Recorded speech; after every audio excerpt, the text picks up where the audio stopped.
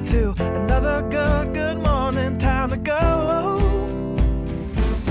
Oh, we are all looking for adventure. We are all looking for adventure. We are all... Welcome back to the 3x5 Live podcast. On this podcast, we talk about mindset, mindfulness, productivity, everything personal development. Last week, we celebrated 100 episodes. We sure did. We almost just packed it in.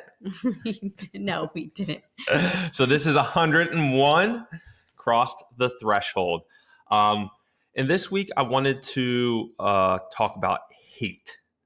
And not in the context you think. And the advice that I recently heard regarding hate, I wish I would have heard years ago, because I think it would have reframed and added some clarity to conversation, some feelings that I had with within my peer group, within family members, and things of that nature. So Alex Hormozi, who I'm guessing a lot of people have heard of him. He really has blown up the internet over the last year. I was listening to a podcast where he was being interviewed. He just came out with a new book recently, so he's been on a ton of podcasts. And it was really taking his tweets, these quotes that he's had, and then riffing on them for a little while. That was the structure of the interview, which was really interesting. So one of his quotes that he said is, "Hatred isn't something you avoid. It's a prerequisite for success. If you get no hate, you are not successful. So don't avoid it. Look at it as a leading indicator that you're on the right path." And this quote really hit me between the eyes. It's very common within your peer group that you're all trying to climb the same mountain. You try to get to the same peak. And then if you're that one anomaly that sees that bigger mountain in the future and you try to climb that, it's just human nature that your peer group that are on the smaller mountain behind you are going to try to pull you back to where they are because it threatens them. It puts them in this state of mind where, you know, you're almost trying to be better, or you think you're better than they are because you want to achieve something bigger. They'll celebrate you on the way up to where they are, but once you start really going past them, a large portion of the population you'll experience some pushback.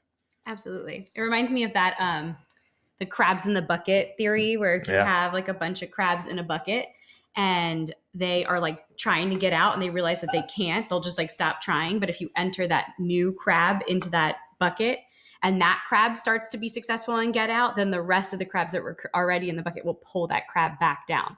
So it like basically like sabotages the success of escaping. Yes, exactly. I forget even where I heard that. I don't know. That's a good one. So Alex was actually, when on this interview, he was talking about, he was at this family gathering and recently, and a family member said to him, "You know, I would never want your life. It's so out of bounds." And Alex has an amazing relationship with his wife. He's very fit. He has a very successful business. So he said, "You know, what's out of bounds? Is my health and wellness out of bounds? Is my relationship with my wife, who is a co-owner of my business, out of bounds? Is my financials out of bounds?" And it really came down to them just being threatened that they're not living to their greatest potential, and he is. That really struck the nerve with that family member. I think anytime that you're doing something that is, I don't want to say counterculture, but maybe like different or unique or just like out of the norm. I mean, I got this pushback and strange questions around like our homeschooling journey. I think preconceived notions and misconceptions about what something is like looks like, if people don't understand it, they immediately question it. And that type of questioning from those family members, I think, is like a defense mechanism. Like, I would never want your life because it looks like, is like a judgment call to make them feel better that they're not doing the same type of thing. But I think a lot of it comes from just like lack of understanding and willingness to truly understand. Like, like I love the way that Alex pushed back and asked questions. Like, I tend to go on the defensive and over-explain why homeschooling is great. And I've actually learned to stop doing that, to over-explain things that I'm doing in a way to get people to understand. So I love the idea of like asking questions back, right? Like if they say, how do your kids socialize, right? And I say, okay, well, what does socialization look like for you and your family, right? So like kind of flipping that script allows maybe a greater dialogue instead of like going on the defensive automatically. Yeah, exactly. And the leading indicator of success, that portion of the quote was really interesting as well, because let's say you want to, quit drinking for a while, You did that. which I did. And I actually, from people very unexpected, were giving me some peer pressure and very questioning why I was doing it. But now let's just say you wanted to do that and suddenly you start getting pressure, or you want to, go to the gym and you're like, you know what, I'm sick of this body. I am going to shred it down. And you start getting some heat for like you taking the time to do that.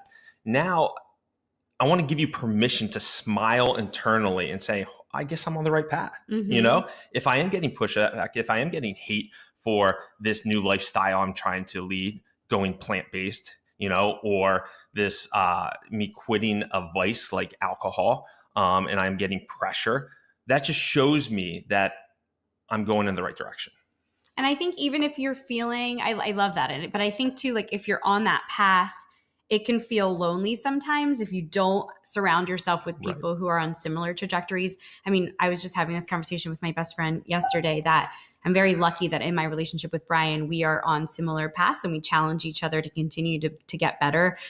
We've talked about that self-actualization journey and how you can't become the best version of yourself if you're not learning and growing. But if you are surrounding yourself with people who are, I don't want to say stuck, but maybe just not on that same mountain with you, it can feel lonely. And so, I mean, I don't know that we have the best like advice in that, but like find the people who want to travel the mountain with you.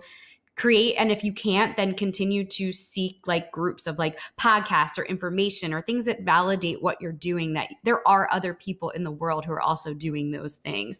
That validation can be so helpful in continuing to push you to not become stagnant, not to go back down the mountain, to just like keep pushing through. Yeah. And I think I took this from the lens of when I was going through some peer group pushback, I would have lots of conversations with Jessie about it.